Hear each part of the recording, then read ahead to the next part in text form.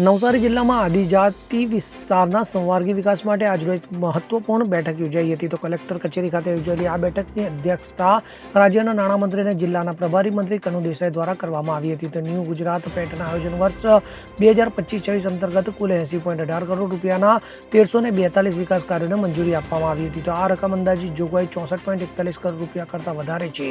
મંત્રી કનુ દેસાઈએ તમામ કામો યોગ્ય ગુણવત્તા સાથે અને સમયસર પૂર્ણ કરવા માટે અમલીકરણ અધિકારીઓને સૂચના આપી હતી. તો પ્રાયોજના વહીવટદાર પ્રણવ વિજય વર્ગીય વિવિધ ક્ષેત્રોમાં થનારા કામોની વિગતવાર માહિતી આપી હતી. આ યોજના અંતર્ગત શિક્ષણ, આરોગ્ય, પોષણ, કૃષિ, પશુપાલન, વન વિકાસ, ગ્રામ વિકાસ, સિંચાઈ, ઉર્જા વિકાસ, માર્ગ, પુલ અને પાણી પુરવઠા જેવા ક્ષેત્રોમાં કામો હાથ ધરશે.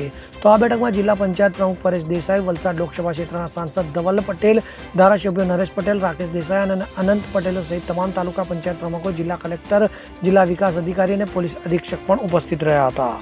Bureau report, CN24 news. હવે જુઓ દેશ દુનિયાની તમામ ખબરો તમારી આંગળીના ટેરવે.